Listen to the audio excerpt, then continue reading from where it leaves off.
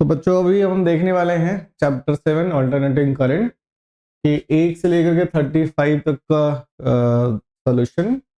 कौन सी? तो एमटीजी जो बुक है आपके पास उसका है ना, प्रीवियस ईयर का जो 10 इयर्स पेपर है चैप्टर वाइज उसका। तो अल्टरनेटिंग करंट सीधा आते हैं क्वेश्चन पे।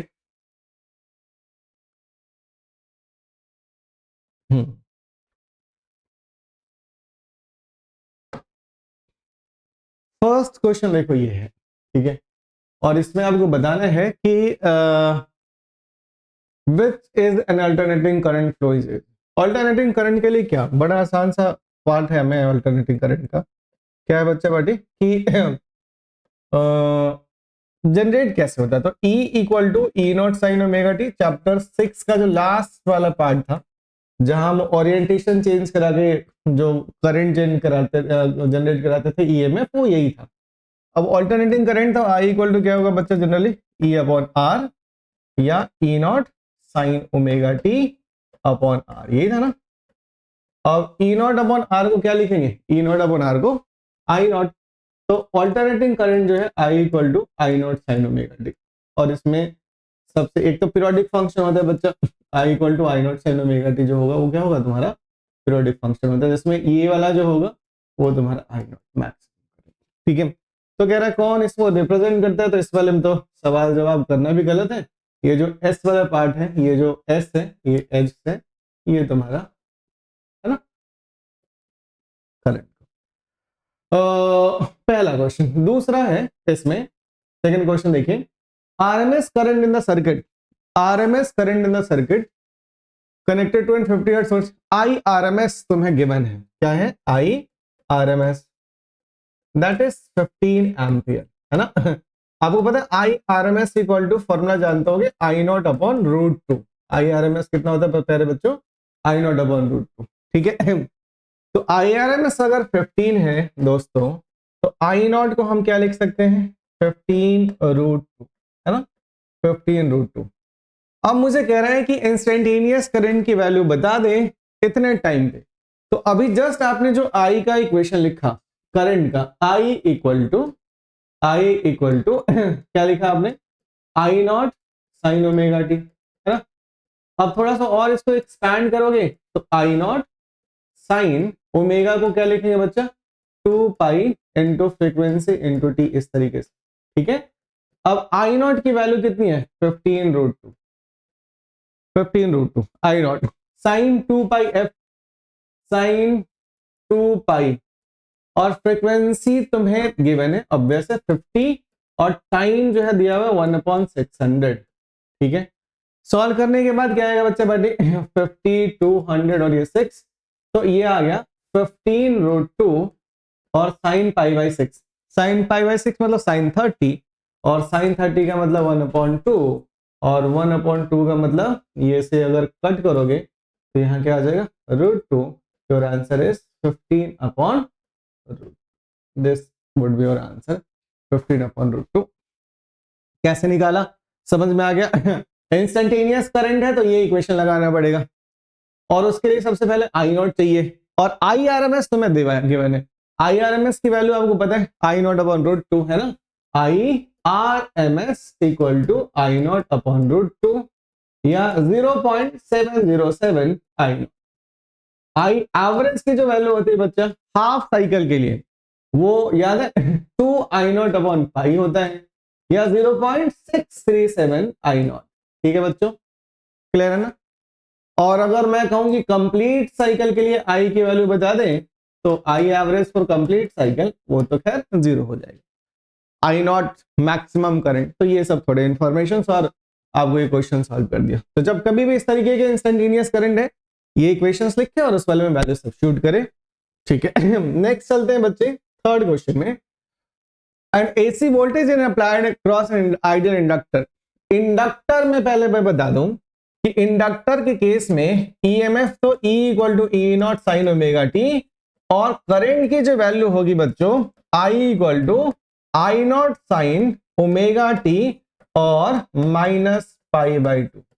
मतलब current lag voltage, current lag voltage by pi by two, ठीक है ना बच्चा, pi by two. Current lag करता है वोल्टेज से, E equal to E not sine omega T और I इक्वल टू। खैर अब इस वाले में तो लीड्स वाले तो दो को हटा दो, लीड्स हटा दो, लीड्स हटा दो। अब लैग द वोल्टेज बाई 1/4 या पाई बाई 4। सुनना, ये पाई पूरा जो साइकिल होता है ना बच्चा, उसमें कितना एंगल 2 पाई, और उसका कितना वाला पार्ट ये है तुम्हारा, बताना कितना वाला पार्ट हो गया बच्चा। तो एक तरीके से 2 पाई और पाई बाई 2, तो कौन कितना पार्ट हो जाएगा खुद बताओ। 2 पाई का पाई बाई 2 तो 1/4 वाला पार्ट। समझ में आई बात? मतलब अगर मैं 4 से 2 पाई को करूंगा तब जाके पाई बाई 2 निकल के आएगा। तो lags the voltage by 1/4 cycle, ये बी वाला ऑप्शन हो जाएगा। ठीक है, 2 पाई कंप्लीट साइकिल, उसका 1/4 वाला पार्ट, और लैग करेगा ये तो मैंने आपको बता दिया। कैपेसिटर लीड करता है, उसमें करंट जो है वो लीड करता है। इंडक्टर केस में जो करंट है वो लैग करेगा। ठीक है, ये डेरिवेशन है प्रॉपर बच्चों, ये अभी होगा क्लास में। अब चलते हैं next, define coefficient of self inductance. Coefficient of self inductance E equal to ऐसा डिफाइन कर लेना, d phi upon d t से, या L into d I upon d t से, है ना। क्या लिखोगे कि अगर ईएमएफ 1 वोल्ट का हो, या 1 वोल्ट का ईएमएफ जनरेट करने के लिए जो करंट 1 एम्पियर पर सेकंड अगर करंट फ्लो करा रहे हो, और ईएमएफ अगर 1 वोल्ट का हो, तो उसको जो आएगा उसको हम 1 हेनरी कहेंगे, या कोएफिशिएंट ऑफ सेल्फ इंडक्टेंस। ये तुम्हारा टास्क है, ये पढ़ लेना, याद कर लेना इसको। खैर, calculate the self inductance of coil using the following data obtained when an AC source of applied of frequency. Frequency मेरे भाई कितना है 200 upon pi hertz. And DC source, तो पहले एसी के बारे में बात करते हैं। अब एसी में यार देखो V दिया हुआ है, I दिया हुआ है, ठीक है। V और सेल्फ इंडक्टेंस मतलब उसका जो इंडक्टिव रिएक्टेंस होता है वो क्या होगा, इंडक्टिव रिएक्टेंस एक्सएल होता है, which is equal to omega into L, which is equal to 2 pi f into L. ठीक है, अब इंडक्टिव सर्किट में वोल्टेज जब 3 वोल्ट का था तो करंट 0.5 है, तो V equal to I into XL लिखेंगे। ठीक है, अब मुझे चाहिए क्या, मुझे चाहिए से L की वैल्यू, तो V है मेरे भाई 3, I की वैल्यू 0.5, XL को लिखेंगे क्या 2 पाई F, F की वैल्यू जो है 200 अपॉन पाई और इंटू L। ठीक है, पाई से पाई कैंसल, पॉइंट हटा लीजिए, 5 से 2, 2 से 2, तो 3 upon 200 is equal to L। Self inductance henry इसका यूनिट हो जाएगा। ठीक है, और डीसी के केस में तो भाई डीसी के केस में फ्रीक्वेंसी जो होता है वो 0 है, तो एक्सएल की वैल्यू 0 हो जाएगी, एल पे डिपेंडेबिलिटी की खास नहीं रहेगी डीसी केस में, है ना। ये मैं बता दूं आपको, और डीसी और डायरेक्ट करंट फ्रीक्वेंसी की वैल्यू कितनी होती है 0, तो एक्सएल जो है वो क्या होगा ओमेगा इंटू एल, है ना 2 पाई एफ इंटू एल, और ये एक्सएल तुम्हारा क्या रहेगा 0। ठीक है, तो उसमें तो कैलकुलेट भी नहीं कर पाओगे। नेक्स्ट चलते हैं, what is the impedance of capacitor of capacitor. Very simple, impedance of capacitor of capacitor उसको बोलते हैं, इंपेडेंस को कैपेसिटिव रिएक्टेंस। क्या बोलेंगे मेरे बच्चों, कैपेसिटिव रिएक्टेंस, है ना, कैपेसिटिव रिएक्टेंस। इसको डिफाइन कैसे करते हैं, तो रेसिस्टेंस ऑफर्ड बाय कैपेसिटर, है ना, resistance offered by capacitor, resistance offered by capacitor, है ना एक्सी। एक्सी का फॉर्मूला क्या होता है, एक्सी, एक्सी इक्वल टू क्या लिखेंगे 1 अपॉन ओमेगा सी, और 1 अपॉन 2 पाई एफ इंटू सी, है ना। अगर कभी अगर कहा जाए कि एक्सी वर्सेस फ्रीक्वेंसी का ग्राफ बनाए, तो एक्सी वर्सेस फ्रीक्वेंसी का ग्राफ मेरे दोस्त क्या हो जाएगा, फ्रीक्वेंसी बढ़ाओगे एक्सी की वैल्यू कम हो जाएगी। ठीक है ना। अगर आपसे इससे पहले वाले क्वेश्चन में तुमसे अगर कहा जाए कि एक्सएल वर्सेस फ्रीक्वेंसी का ग्राफ बना दीजिए, बिल्कुल स्ट्रेट लाइन। ठीक है, okay, good, very good.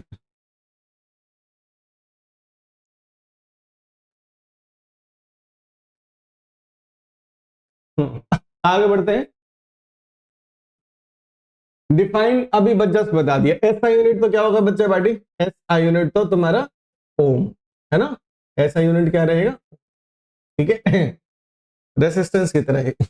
Plot a graph showing the variation of capacity reacted with the change in frequency. अभी जस्ट ये आपको आंसर दिया है कि कैपेसिटी एक्सी वर्सेस फ्रीक्वेंसी का ग्राफ डिक्रीजिंग ऑर्डर है ना।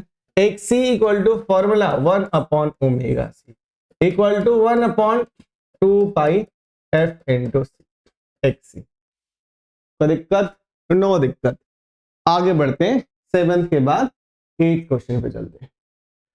And an AC source of V equal to V naught sin omega t is connected to a capacitor. Deduce the expression for the current flowing in it. Plot the graph of V and ये ठीक है। तो V equal to V naught I निकालना है बच्चों, है ना। Capacitor है तो I इक्वल टू क्या लिखेंगे? आसान है, V अपॉन XC। कैपेसिटर से connected, deduce the expression for the current flowing it and plot the graph of V equal to V versus omega t and है ना। एक्सप्रेशन फॉर द करंट, चलो expression for the current निकाल लेते हैं, मतलब आपको derivation करना है इसको। वैसे तो अगर लिखना हो कि जस्ट, तो इसको लिख लेंगे क्या? V not sine omega T और नीचे XC, है ना। लेकिन अब अगर एक्सप्रेशन निकालना है तो इसको आते हैं, डिराइव करते हैं इसको, ठीक है। चलो देखिए, एक कैपेसिटर है ऐसे ज्वाइंट, और इस वाले में तुम्हें यह दिया हुआ है AC source V equal to V not sine omega, ठीक है बच्चा। तो करंट का इक्वेशन बताना है या फिर ये प्रूव करना है कि करंट कैपेसिटर कैपेसिटिव सर्किट है तो π/2 अहेड होगा वोल्टेज के मुकाबले। चलिए करंट इधर ऐसे फ्लो कराते, इसमें चार्ज कैपेसिटर है बच्चा, चार्ज स्टोर करेगा, और Q इक्वल टू क्या फॉर्मूला लिखेंगे? C into V। तो Q इक्वल टू C और V के जगह पे ये सब कुछ V not sine omega t. मुझे चाहिए करंट, तो differentiating both side, differentiating both side, ठीक है ना प्यारे बच्चों। तो क्या होगा? dq अपॉन dt which is equal to I d upon dt और C V not sine omega t. अभी जस्ट लिखा है मैंने, ठीक है, अच्छी बात। dq अपॉन dt को लिख लेंगे I, ये हो गया I। अब आगे अगर लिखा जाए C बाहर V नॉट बाहर, साइन का डिफरेंशिएशन कॉस, साइन का डिफरेंशिएशन कितना होगा? कॉस ओमेगा टी और इनटू ओमेगा, ठीक है ना बच्चों, ठीक है। I इक्वल टू मैं क्या लिखूंगा? V naught upon 1 upon omega C, ऐसे लिख सकते हैं, ओमेगा C है, और कॉस ओमेगा टी को साइन के टर्म्स में लिखना है, तो sine omega T plus π/2, sine 90 plus theta, ठीक है। और this is I equal to I naught sine omega T plus, ठीक है। हाँ, और इसमें एक शायद और पार्ट था कि I plot the graph of V versus omega T and I versus omega T. V versus omega T and I versus omega T का ग्राफ बनाना है, कोई दिक्कत नहीं। V तो सच की साइनोसॉइडल है, तो V तो इस तरीके से ऐसे बन जाएगा, लेकिन I की अगर मैं बात करूं तो वो t इक्वल टू 0 पे ऊपर से ऐसे स्टार्ट होगा बच्चे, ये ध्यान रखना, है ना। ये जो है, ये वाला जो इक्वेशन है that is V equal to V not sine omega T, और ये वाला जो इक्वेशन है I equal to I naught sine omega T plus π/2, this is, ठीक है। तो आई होप ये हमने बात भी कई दफा की है, अब तो याद हो गया होगा। नेक्स्ट चलते हैं बच्चों। वोल्टेज V इक्वल टू है ना, V मैक्सिमम या V नॉट की वैल्यू तुम्हें दे रखी है, और V not sine omega t या V maximum sine omega t equation दिया है। Is connected to a pure capacitor, capacitance 15 microfarad. C equal to 15 microfarad, कोई दिक्कत नहीं है। Calculate the reactance, very simple, XC equal to, चलो भाई 1 upon omega C, 1 upon 2 pi F into C, 1 upon 2 पाई। अब जरा गौर से देखो, फ्रीक्वेंसी तुम्हें दे रखी है 50, तो 50 और कैपेसिटेंस की जो वैल्यू है भाई वो है 15 माइक्रो, 15 और ऊपर चल जाएगा 10 टू द पावर 6 माइक्रो का मतलब ये जो भी आ जाए वो तुम्हारा कैपेसिटिव रिएक्टेंस हो जाएगा, ठीक है। The amplitude of the current, तो एम्पलीट्यूड ऑफ करंट अगर निकालना है मतलब आई नॉट निकालना है तो V not upon XC, XC यहां से लगा लेना। Write the expression for the current for the capacitor as a function of time, तो I equal to I nought, यहां से sine omega T plus pi by 2, ठीक है। वैल्यू आई नॉट की कितनी होगी उससे पहले एक्सी कैलकुलेट करना पड़ेगा। V nought is given, V nought is 310, XC calculate करो यहां रख करके फिर से, ठीक है, 2023 में। तो ये है कहानी। नेक्स्ट चलते हैं 10th क्वेश्चन पे। ये है फिगर, ग्राफ दिया हुआ है, capacitance of the capacitor, find the capacitance, reactance दिया हुआ है। देखो जहां पे पूरा प्रॉपर कट रहा है ना, आप गौर करिए इस वाले पॉइंट पे, यहां पे जो रिएक्टेंस है मतलब एक्सी जो है वो है 100 ओम, और इसमें जो फ्रीक्वेंसी है ना वो दिया हुआ है 100, सॉरी रिएक्टेंस जो है दैट इज 6 ओम। रिएक्टेंस जो है ना बच्चा ये तुम्हारा कितना है 6 ओम, 6 ओम, ठीक है रिएक्टेंस यहां, और फ्रीक्वेंसी वहां पे 100 है। तो कैपेसिटेंस निकालना है, very simple, XC equal to मेरे भाई 1 upon omega into C, 1 upon 2 pi f into C, ठीक है। तो XC equal to 1 upon 2 pi, f की वैल्यू गिवन है 100, सी तुम्हें चाहिए, और एक्सी जो है ना दैट इज 6 ओम, ठीक है। तो सी इधर ले जाओ, सी इक्वल टू क्या हो जाएगा 1 अपॉन 2 पाई इंटू 100 इंटू 6, ठीक है। तो ये तुम्हारा हो गया सी की वैल्यू, जो आएगा ये देखो, ये टास्क तुम्हारा है ये सॉल्व करने का। Ideal inductor has the same reactance at 100 hertz, बहुत बढ़िया, 100 हर्ट्ज पे सेम रिएक्टेंस है, तो XL इक्वल टू रिएक्टेंस के लिए कितना ओमेगा L है, और 100 इसको क्या लिखोगे 2 पाई F इंटू L, और वो दिया हुआ है 6, दिख रहा है ना, 100 हर्ट्ज पे सेम रिएक्टेंस है। अब L निकाल लेना, क्या दिक्कत, 2 पाई खुद कह ही रहा है फ्रीक्वेंसी 100 लेनी है, L और इक्वल टू 6, तो L की वैल्यू जो आ जाए वो तुम्हारा आंसर हो जाएगा, ठीक है। Draw the graph showing the variation of reactance of this inductor with the frequency, पहले ही जस्ट बना दिया, inductance with the frequency, XL versus frequency का ग्राफ,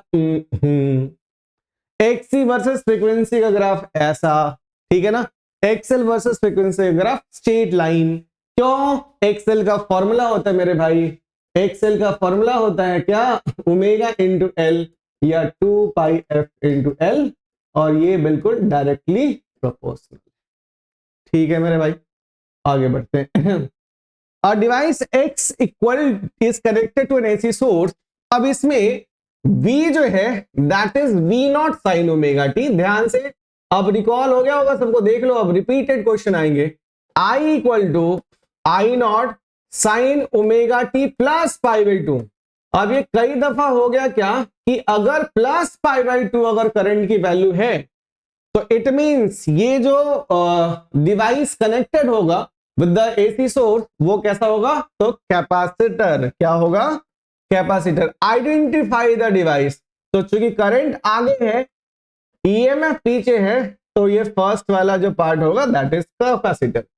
अगर ये आई के जगह पे I not sine omega T minus pi by 2 अगर होता मेरे प्यारे बच्चों, तो उस समय वो होता इंडक्टर, ठीक है।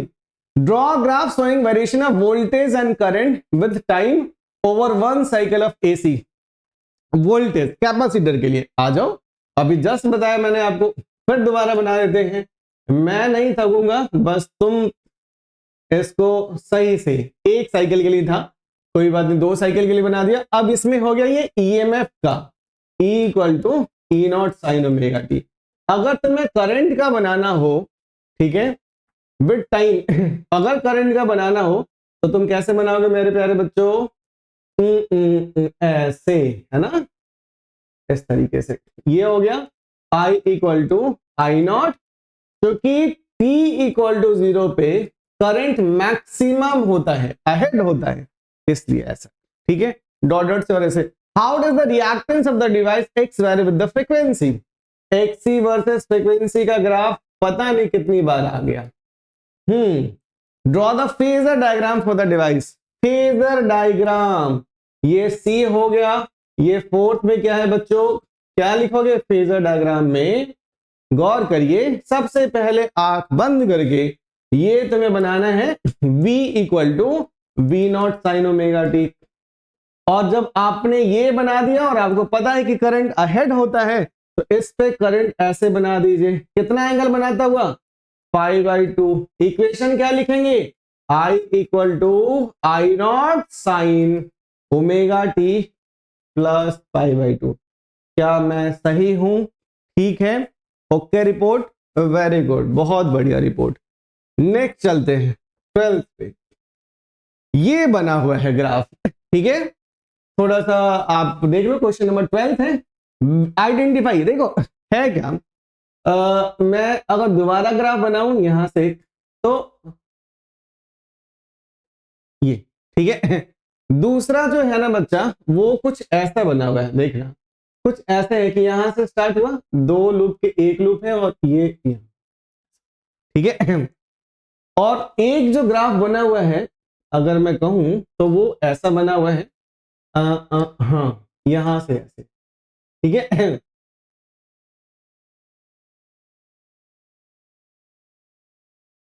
इस तरीके से, ठीक है। तो जो ऊपर से स्टार्ट हो रहा है, ऊपर से कौन सा स्टार्ट हो रहा है बताना? ये वाला, इसका नाम क्या? सी, है ना।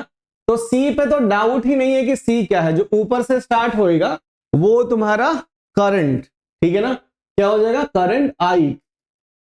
और जिसका लूप छोटा है वो पावर, ध्यान रखना, रट लेना इसको।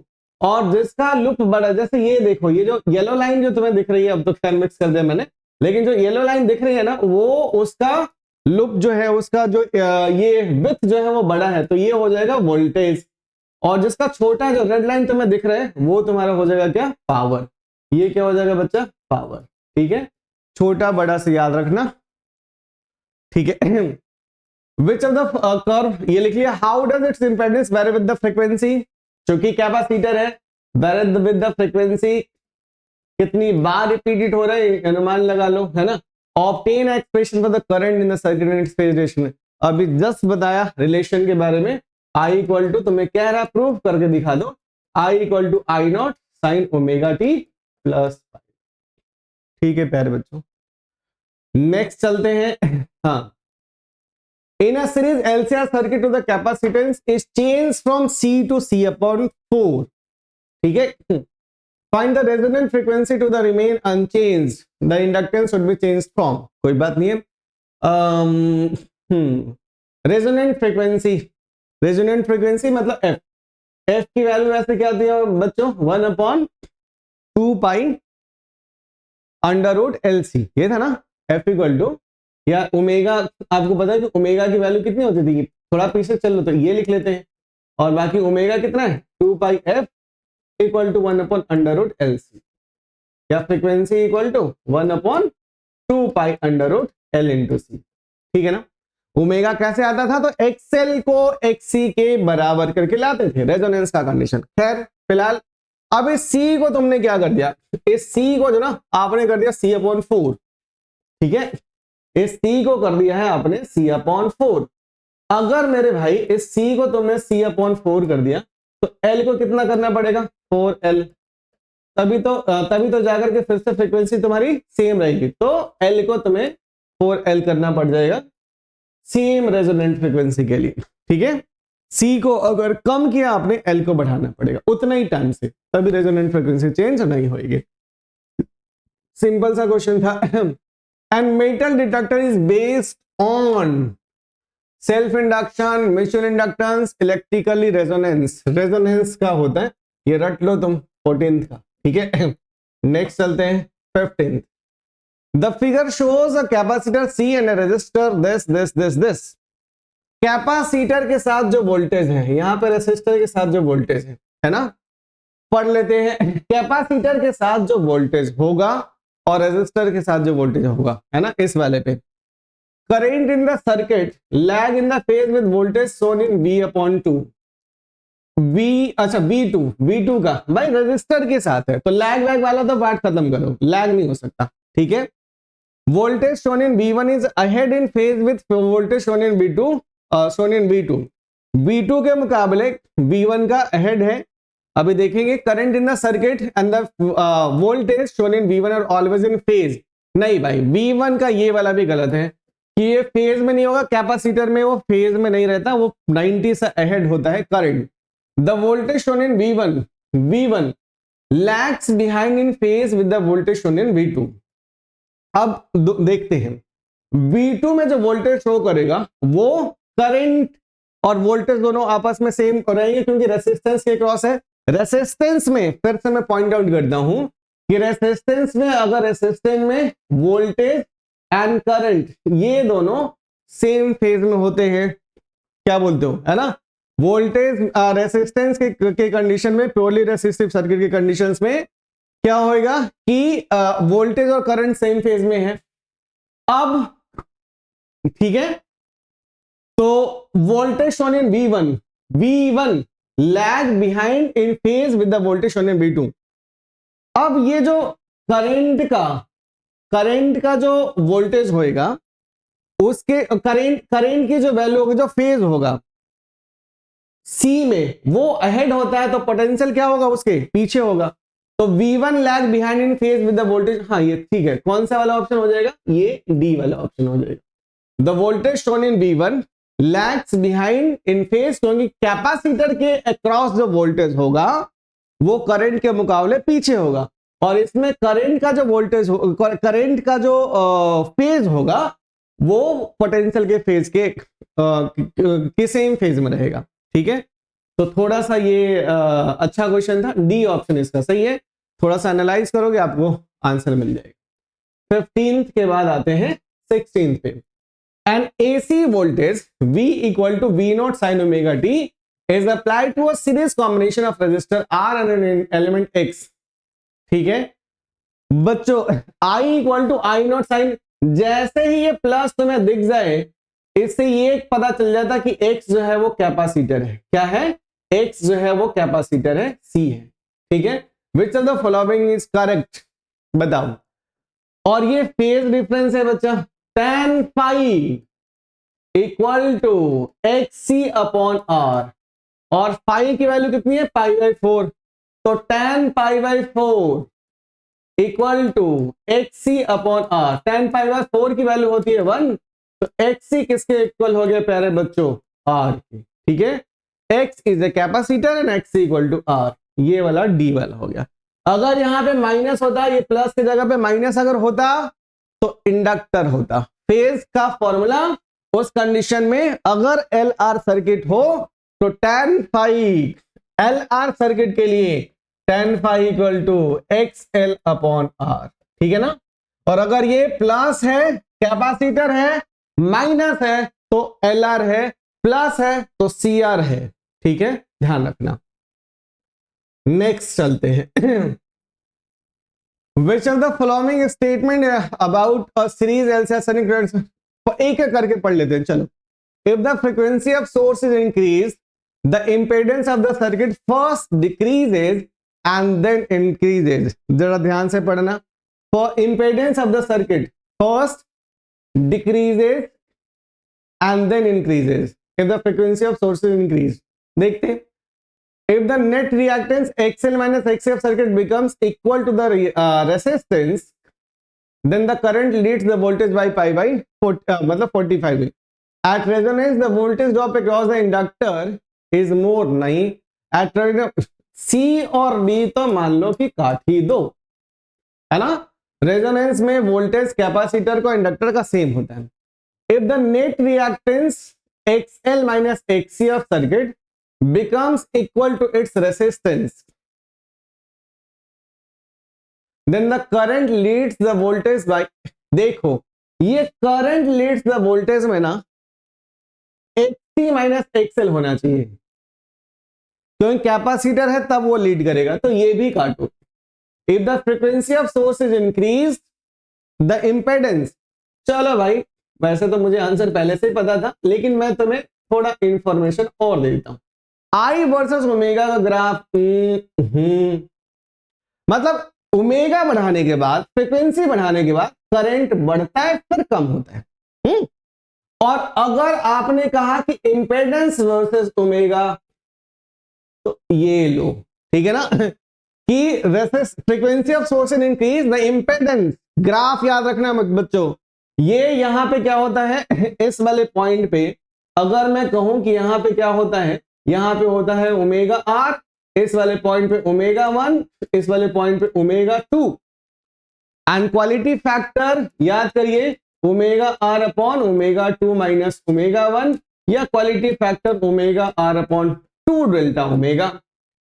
इंपेडेंस का है ग्राफ जेड वर्सेस ओमेगा, पहले जैसे फ्रीक्वेंसी बढ़ाएंगे पहले कम होगा और फिर इंपेडेंस बढ़ेगा, करंट पहले बढ़ेगा और फिर कम क्या होगा, कम होगा। और ये शार्पनेस जो है ना वही रेजोनेंस का क्वालिटी फैक्टर डिफाइन करते हैं।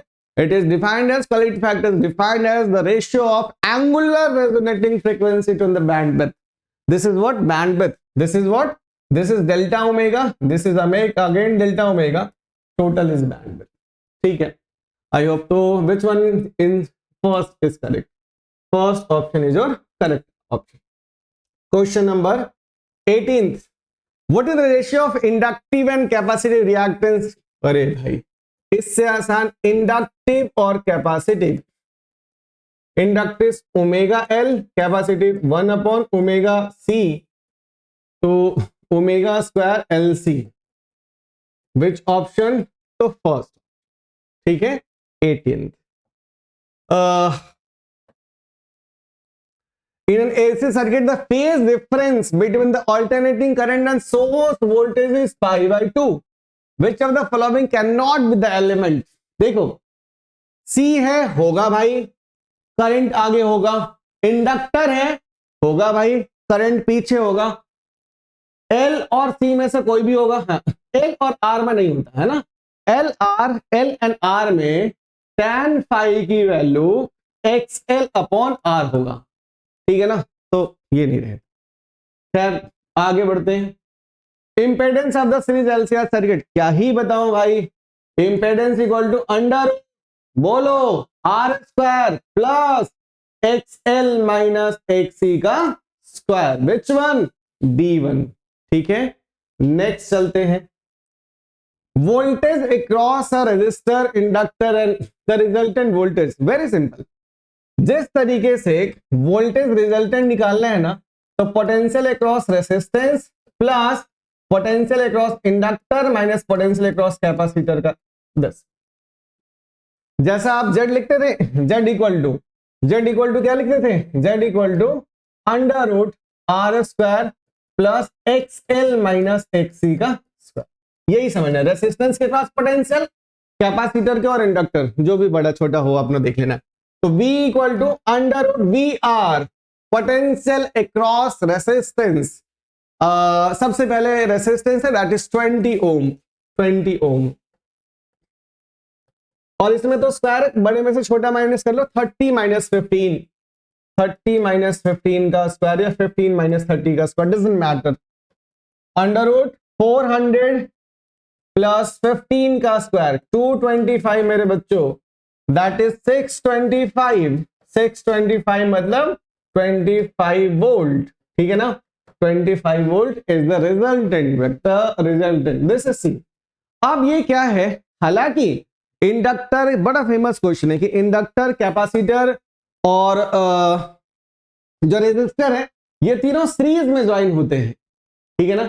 ये तुम्हारा रेजिस्टर कैपेसिटर और इंडक्टर ये सीरीज में ज्वाइन होते हैं, लेकिन इनका पोटेंशियल क्या, वैसे इंडिविजुअल पोटेंशियल का सम देखिए 20 प्लस 30 प्लस 15, 30 20 50 65 होना चाहिए, लेकिन ये जो रिजल्टेंट पोटेंशियल है वो कितना है 25। तो ऐसा क्यों कम क्यों होता है, क्योंकि पोटेंशियल अक्रॉस, सुन लेना ये लिखा हुआ आएगा कि algebraic sum of potential across capacitor, reactor, capacitor, resistor and inductor are less as compare to the जो वो उसका पोटेंशियल ऑफ द सोर्स है उसके मुकाबले इनका इनका इनका पोटेंशियल जो है सोर्स के पोटेंशियल के मुकाबले ज्यादा होता है। आप इसको कैसे समझा पाओगे, तो आपको क्या लिखना है कि potential across capacitor, inductor and resistor are not in the same phase.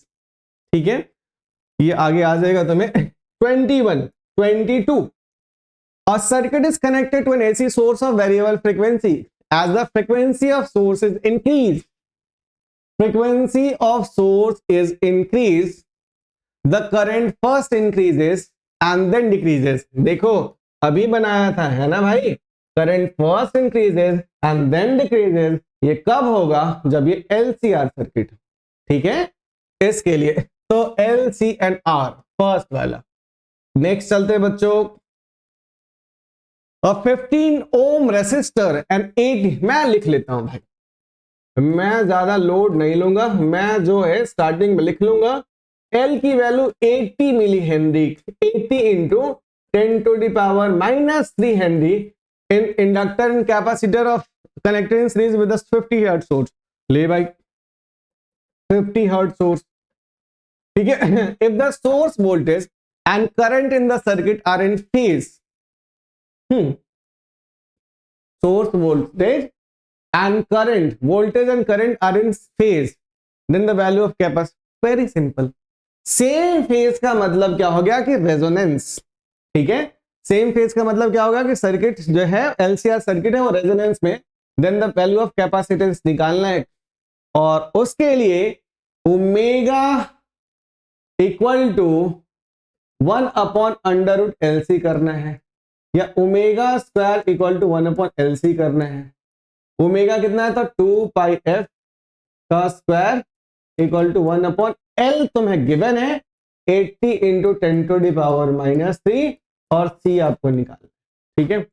अब भाई ये तेरा टास्क है, सब कुछ गिवन है, ये इस वाले में सब गिवन है, फ्रीक्वेंसी की वैल्यू 50 है, C निकालना है, C आप कैलकुलेट कर लोगे, ठीक है। मतलब same phase voltage and current same phase में, और तीनों अगर दिया हुआ तभी हो सकता है सर्किट इज प्योरली रेसिस्टिव और LCR circuit are in resonance condition, ठीक है ना। अगर रेजोनेंस कंडीशन में है तो उसका इंपेडेंस मिनिमम होगा, वैसे impedance R² XL minus XC का स्क्वायर होता है बच्चों, जिसमें XL की वैल्यू XC के इक्वल हो जाती है एट रेजोनेंस। और अगर रेजोनेंस पे ये इक्वल हो गया तो सिर्फ रेसिस्टेंस बचता है, और अगर सिर्फ रेसिस्टेंस है तो याद करो कि current and voltage are in the same phase, ठीक है। गुड, वेरी गुड, आगे बढ़ते हैं। 300 ohm resistor and capacitor of this, लिखते हैं अपन पहले लिखते हैं कि 300 ओम है, कैपेसिटर ऑफ 25/π माइक्रोफैराड, C लिख लेते हैं 25/π माइक्रो। चलो भाई, connected to a series to this, the current in the circuit is, current in the circuit, देखो जब ऐसे ये 200 वोल्ट और 50 हर्ट्ज गिवन है ना, तो इसका मतलब ये जो है ना वो तुम्हें दिया हुआ है VRMS। तो आपको निकालना है करंट मतलब IRMS निकालना है, तो IRMS equal to VRMS upon Z, और Z कैसे निकालोगे मेरे भाइयों, Z equal to √R² plus, चूंकि R से सर्किट है भाई, XC का स्क्वायर, ठीक है। XC अपन पहले बाहर निकाल लेते हैं, देखते हैं क्या है। XC equal to 1/ωc, omega, omega को लिखेंगे 2π, और F की वैल्यू 50 इंटू C की वैल्यू 25/π पाई माइक्रो, ऊपर 10 टू द पावर ले जाता हूं मैं 6, ठीक है। पाई से पाई कैंसल, ये 100, 25, 100 और ये हो जाएगा 400, ठीक है। तो एक्स ही आ गया। अब z निकाल लो, z equal to under root 300 का स्क्वायर प्लस 400 का स्क्वायर इक्वल टू 500, है ना। अब इस वाले में भी RMS कितना 200 मेरे भाइयों अपॉन 500 तो 0.4, ठीक है।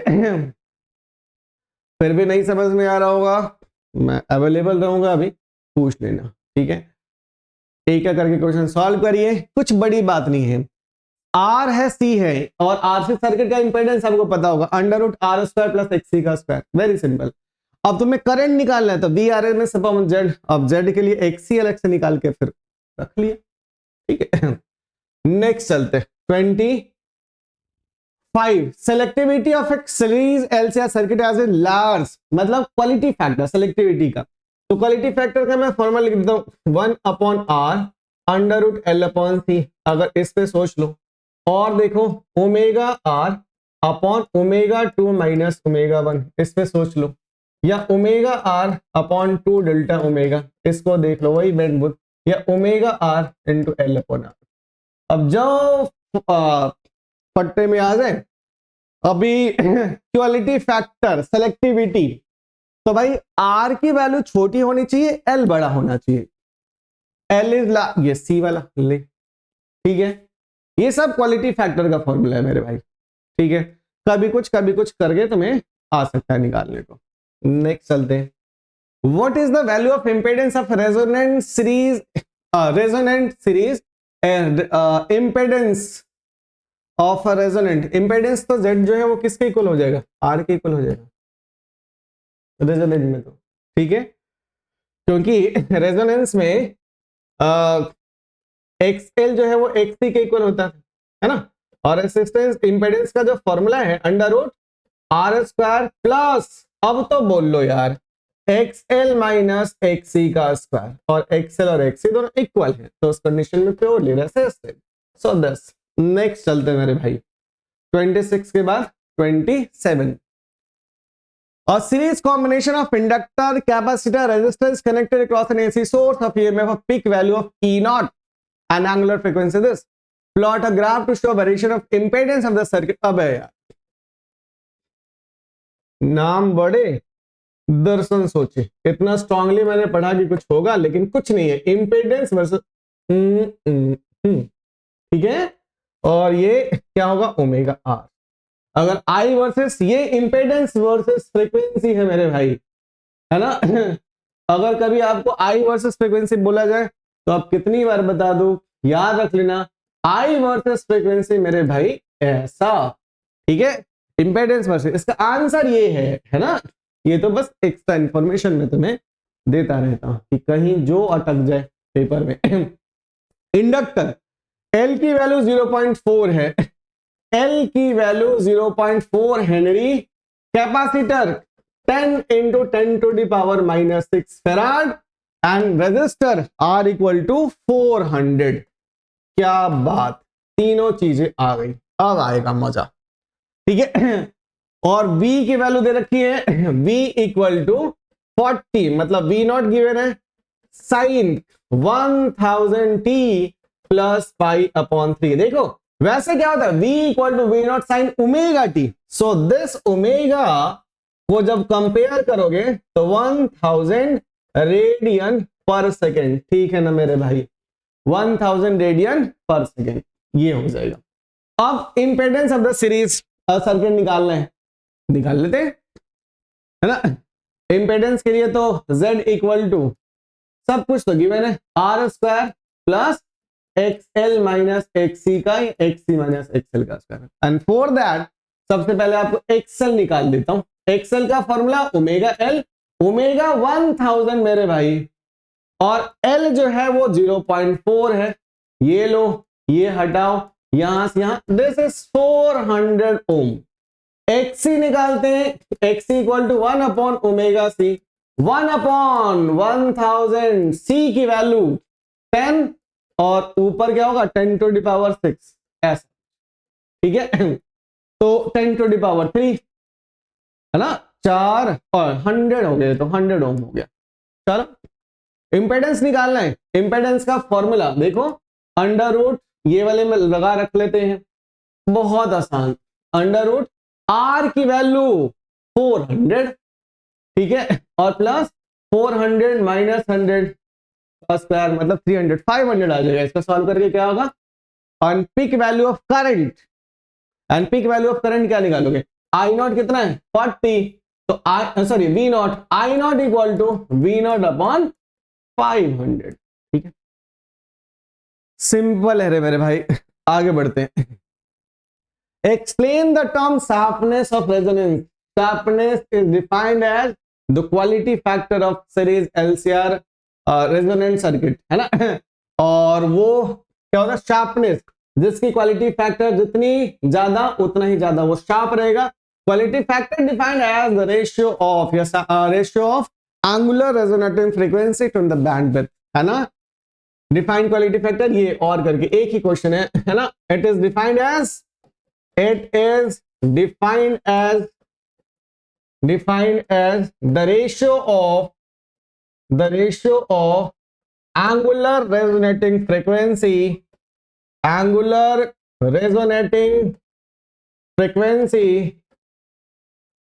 to bandwidth, है ना।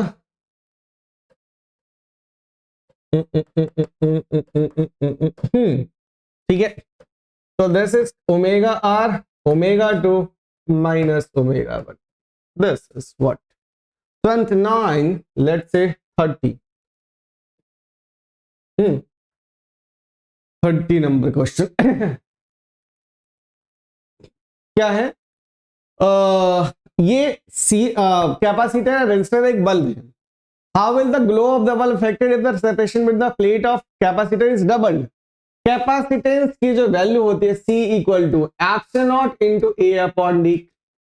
अगर आपने D बढ़ा दिया, D बढ़ा दोगे C की वैल्यू कम हो जाएगी, है ना। और C अगर कम होगा तो XC क्या हो जाएगा बच्चा, बढ़ जाएगा, क्योंकि XC inversely proportional to C होता है 1 अपॉन ओमेगा।